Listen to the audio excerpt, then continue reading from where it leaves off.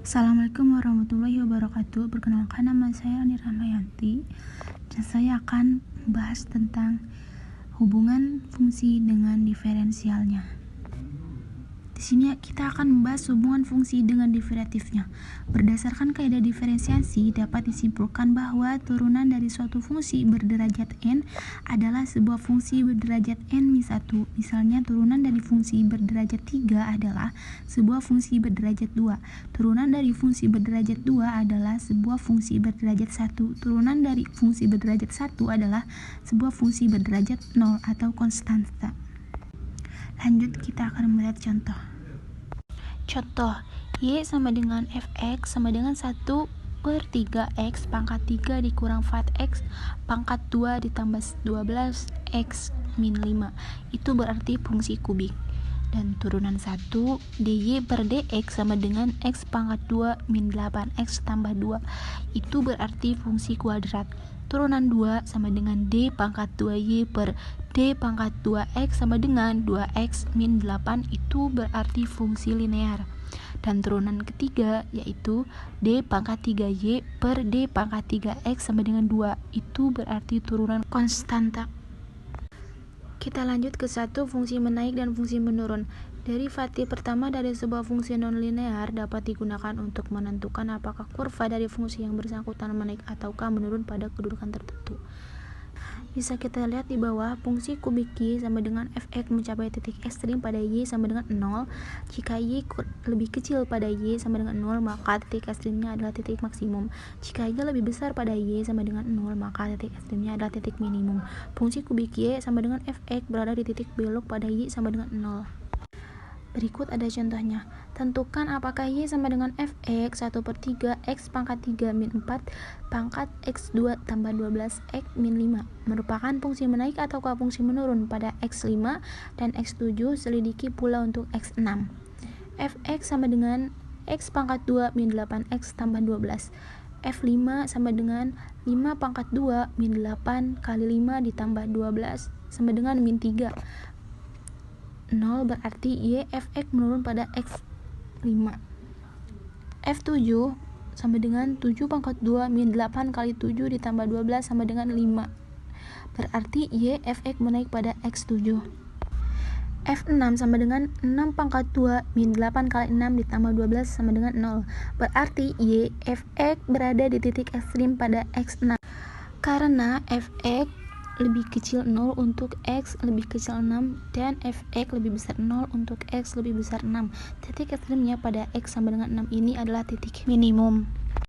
Selanjutnya akan dibahas oleh teman saya yaitu Radius Akbar. Silahkan. Oke, assalamualaikum warahmatullahi wabarakatuh. Saya Radius Akbar.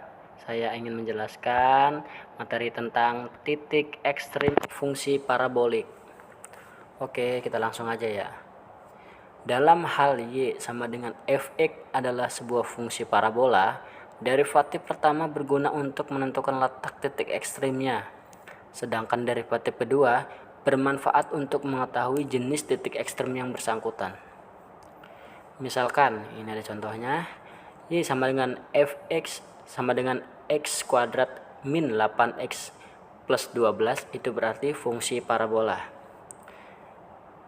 Y turunan 1 sama dengan fx sama dengan dy per dx sama dengan 2x min 8, itu berarti fungsi linear. Dan y turunan kedua sama dengan fx sama dengan d2y per dx kuadrat sama dengan 2, itu berarti fungsi konstanta. Oke, kita berlanjut ke contoh soalnya ya. Ya, di sini ada contohnya. Andaikan atau misalkan y sama dengan min x kuadrat plus 6x min 2, maka y turunan kedua sama dengan min 2x plus 6 sama dengan min 2 kurang dari 0. Karena y kurang dari 0, maka bentuk parabolanya terbuka ke bawah.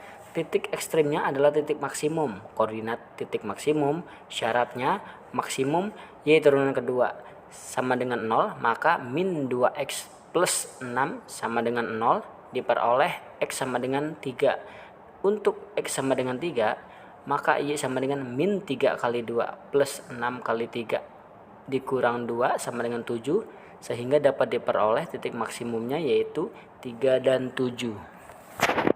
Oke, kita berlanjut ke materi selanjutnya, yaitu tentang titik ekstrem dan titik belok fungsi kubik. Titik maksimum dan titik minimum suatu fungsi kubik serta titik beloknya dapat dicari melalui penelusuran terhadap derivatif pertama dan derivatif kedua dari fungsinya. Perhatikan fungsi kubik berikut dan turunan-turunannya serta hubungan mereka secara grafik. Ini ada contohnya, Y sama dengan 1/3 X pangkat 3 min 3X pangkat 2 plus 8X min 3, itu berarti fungsi kubik. Dan Y turunan kedua sama dengan X kuadrat min 6X plus 8, itu berarti fungsi kuadrat parabolik. Dan Y turunan kedua sama dengan 2X min 6, itu berarti fungsi lain. Oke, kita berlanjut ke contohnya ya. Di sini contohnya, tentukan titik ekstrem dan titik belok fungsi kubik Y sama dengan min X pangkat 3 plus 15 X pangkat 2 dikurang 48X. Oke, mari kita jawab. Y sama dengan min X pangkat 3 plus 15 X pangkat 2 min 48 X, maka Y turunan kedua sama dengan min 3X pangkat 2 plus 30X dikurang 48, dan Y turunan kedua sama dengan min 6X plus 30. Syarat ekstrim Y turunan kedua sama dengan 0, maka min 3X pangkat 2 plus 30X dikurang 48 sama dengan 0. Diperoleh X pangkat 1 sama dengan 2 dan X pangkat 2 sama dengan 8. Untuk X pangkat 1 sama dengan 2, maka Y sama dengan min 8 ditambah 20 dikurang 96 sama dengan min 44, dan Y turun kedua sama dengan min 12 plus 30 sama dengan 18, lebih besar dari 0. Jadi titik minimumnya adalah 2 dan min 44. Untuk X kuadrat atau X pangkat 2 sama dengan 8, maka Y sama dengan min 512 plus 960 dikurang 384 sama dengan 64, dan Y turun kedua sama dengan min 48 ditambah 30 sama dengan min 18, lebih kecil dari 0. Jadi titik maksimumnya adalah 8 dan 64. Syarat titik belok Y turunan kedua sama dengan 0 diperoleh X sama dengan 5. Untuk X sama dengan 5, maka Y sama dengan min 125 plus 375 dikurang 240 sama dengan 10. Jadi titik beloknya adalah 5 dan 10. Oke, untuk kesimpulan dari materi yang sudah saya jelaskan, yaitu persamaan diferensial memegang peranan penting dalam rekayasa fisika, ilmu ekonomi, dan berbagai macam disiplin ilmu. Teori persamaan diferensial sudah cukup berkembang dan metode-metodenya bervariasi sesuai dengan persamaan diferensial terbagi menjadi dua, yaitu persamaan diferensial biasa atau PDP dan persamaan diferensial parsial atau PDP.